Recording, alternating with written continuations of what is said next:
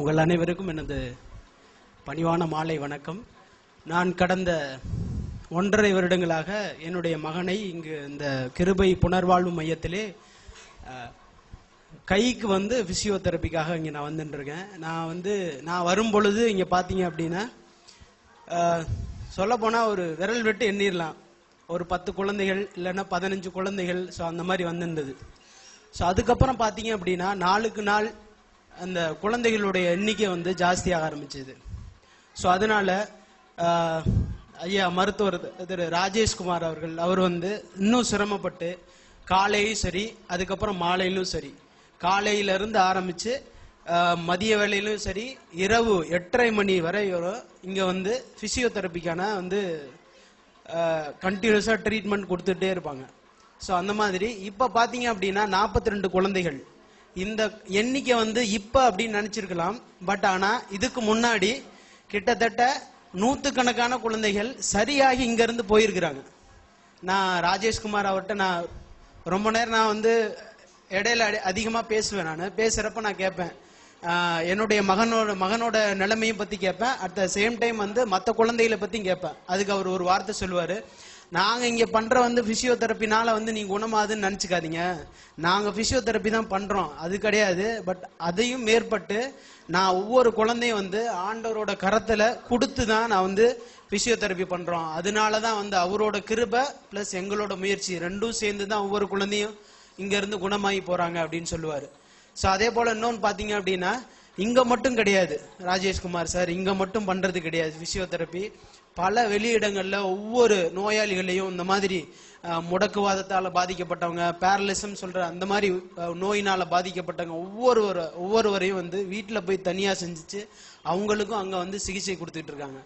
இது முன்னாடி பாத்தீங்க அப்படின்னா ஒரு சிறிய லெவல்ல ஒரு சின்னதா கீழே இப்ப பாத்தீங்க அப்படின்னா அவங்களோட இருப்பிடத்தையே மாத்திட்டு, இந்த குழந்தைகளோட வரத்து அதிகமா இருக்கிறதுனால இருப்பிடத்தையே மாத்திட்டு மேல கொண்டு போயிட்டு இப்படி அந்த குழந்தைகளோட வரத்து அதிகமா இருக்கிறதுனால இப்ப முன்னாடி இருக்க இடத்தையும் ஆக்குப்பை பண்ணி இப்ப இன்னும் சென்டரை பெருசு பண்ணி இருக்கிறாங்க.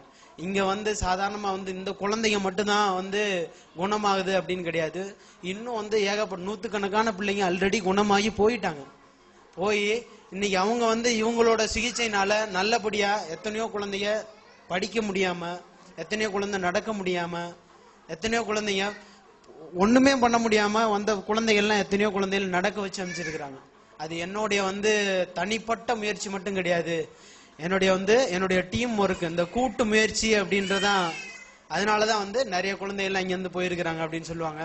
சோ அதனால இந்த மாதிரி அதே போல இந்த மாதிரி கிறிஸ்துமஸ் விழா ஐயா சொன்னாரு, எனக்கு என்னோட குழந்தை பாடவே தெரியாது, ஒண்ணுமே பண்ண தெரியாது, அந்த குழந்தை இங்க பாட வச்சு பண்றது. இந்த குழந்தைகளை நல்லா இருக்க குழந்தைகளை ஆர்கனைஸ் பண்ணி பாட வச்சு இல்லைன்னா ஆட வச்சு பாக்குறதே ரொம்ப கஷ்டம். உங்களுக்கே தெரியும், ஒரு ஆரம்ப பள்ளியில இல்லைன்னா ஒரு நடுநிலை பள்ளியில போய் பாத்தீங்க அப்படின்னா அந்த நடுநிலை பள்ளியில அந்த நல்லா இருக்கக்கூடிய அந்த குழந்தைகளுக்கு நல்லா பாட பயிற்சி கொடுத்து இல்ல ஆட பயிற்சி கொடுத்து அவங்கள ஆட வைக்கிறதுல அவங்க எவ்வளவு சிரமப்படுவாங்க அப்படின்னு சொல்லி. ஆனா இங்க இருக்கக்கூடிய இந்த மாற்றுத்திறனாளிகள் இந்த மாதிரி அவங்களோட நினைவுகளே இல்லாம இருக்கிறவங்க, அவங்களால நடக்க முடியாம இருக்கக்கூடிய சூழ்நிலையில் இருக்கக்கூடிய குழந்தைகளுக்கு அவங்களுக்கு சொல்லி கொடுத்து அவங்களுக்கு புரிய வச்சு அதெல்லாம் பண்ணி இங்க இந்த ஸ்டேஜில் ஏற வச்சு இந்த மாதிரி உங்க முன்னாடி இந்த மாதிரி ஒரு 50 பேர் 100 பேர் உட்கார்ந்து இருக்கவங்க முன்னாடி ஆட வச்சு அவங்களையும் இந்த உலகத்தை ஃபேஸ் பண்றதுக்கு சொல்லி தராங்க. நாட் ஓன்லி பிசியோதெரப்பி மட்டும் இங்க கொடுக்கறது கிடையாது, எல்லா பத்தியும் ஃபேஸ் பண்ண சொல்லி இந்த உலகத்தோட உலகமா எல்லா நல்ல குழந்தைகளோட நீங்களும் சரிசமா இருக்கணும் அப்படின்றதுக்கான பயிற்சியும் கொடுத்து இங்க அந்த அளவு இன்னும் குழந்தைகளோட வரத்து அதிகமா இருக்கனால இன்னும் எப்படி தன்னுடைய சிகிச்சையை இன்னும் மேம்பட்ட நிலையில ஒவ்வொருத்தருக்கும் கொடுக்கணும் அப்படின்றதுல Rajesh sir daily work out பண்ணிட்டு இருக்காரு.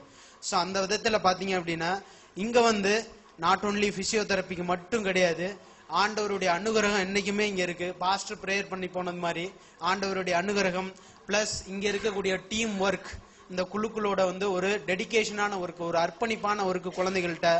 சோ இதெல்லாம் சேர்த்து இந்த குழந்தைகளை கண்டிப்பா குணமாக்கும் அப்படின்றதுல எல்லளவும் சந்தேகம் கிடையாது. My heartful congratulation to Rajeshkumar and the team work. Everybody please cooperate. இந்த நிகழ்ச்சி முடிகிற வரைய எல்லா